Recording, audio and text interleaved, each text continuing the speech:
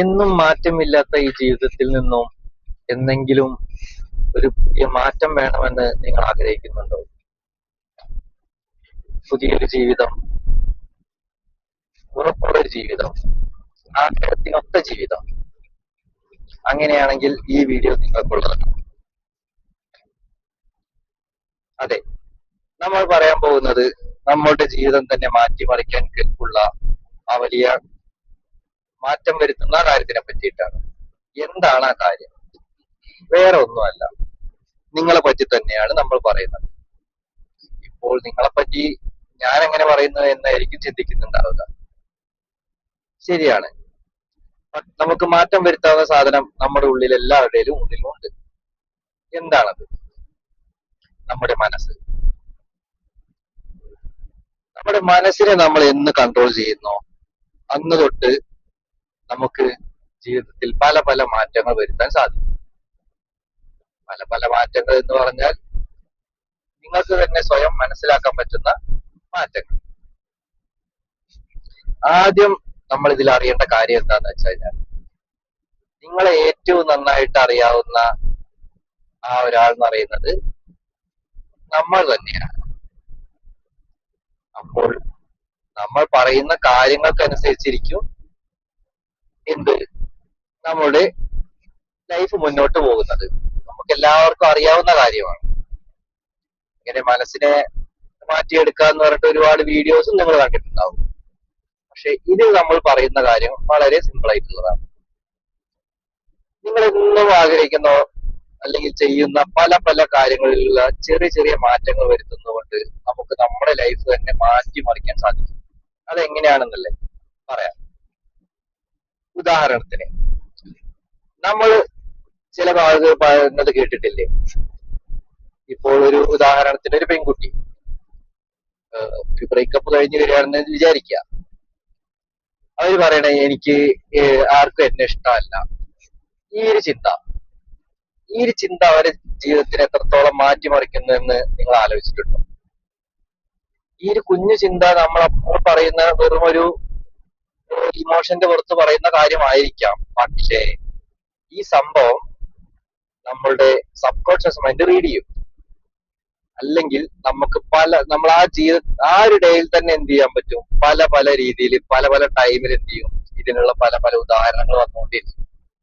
സ്വാഭാവികമായിട്ടും ആ കുട്ടി എന്ത് ചെയ്യും? വീണ്ടും വീണ്ടും ഈ ഒരു കാര്യത്തിൽ അടിയുറച്ച് വിശ്വസിക്കും. ഈ ഒരു കുഞ്ഞു വിശ്വാസം എന്ത് ചെയ്യും? വലുതായി വരും. ഇതുപോലെ തന്നെയാണ് നമുക്ക് എല്ലാവർക്കും ഉള്ള കാരണം. വേറൊരു ഉദാഹരണം പറയട്ടെ. പലരും പറയുന്നത് കേട്ടിട്ടുണ്ട്, മന്ത്ലി സാലറി കിട്ടുന്നു, ഒരാഴ്ച കൊണ്ട് തീർന്നു പോകും. ഇത് അവർ അടിയുറച്ച് വിശ്വസിക്കുകയാണ്. കാരണം അവർക്ക് അതിൻ്റെതായ കാരണങ്ങളുണ്ട്.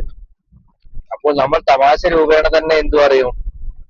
നമുക്ക് സാലറി കിട്ടിക്കഴിഞ്ഞാൽ കൂടിപ്പോയാൽ ഒരു 3 ദിവസം 4 ദിവസം, സ്വാഭാവികമായിട്ടും അയാൾക്ക് എത്രത്തോളം സാലറി കിട്ടിയാലും ഏതൊക്കെ മാസങ്ങൾ കിട്ടിക്കൊണ്ടിരുന്നാലും ഈ 3-4 ദിവസം കൊണ്ട് ആ സാലറി തീർന്നു പോകും. അതങ്ങനെ തന്നെയാണ്.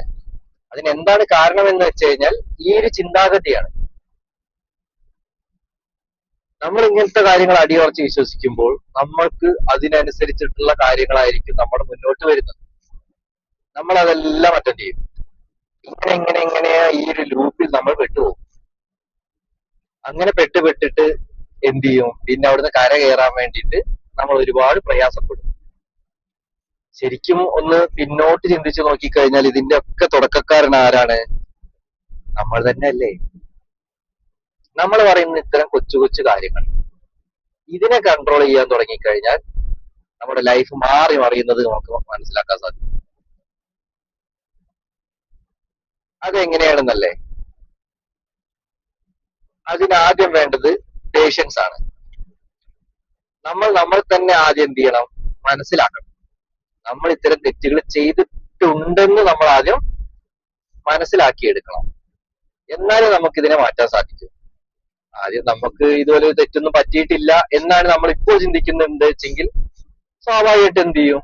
വീണ്ടും ഇതേ ലൂപ്പിൽ വീണ്ടും നമ്മൾ പിന്നെയും കയറിപ്പോകും.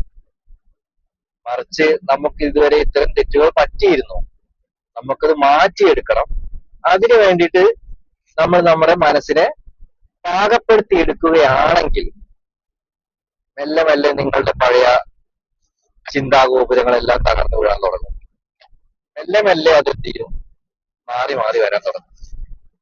ആദ്യം ഇങ്ങനെ പറഞ്ഞാൽ മാത്രം പോരാ, പിന്നീട് എന്ത് ചെയ്യണം, ഈ മനസ്സിനെ തന്നെ നമ്മൾ മെല്ലെ മെല്ലെ മാറ്റിക്കൊണ്ടുവരണം.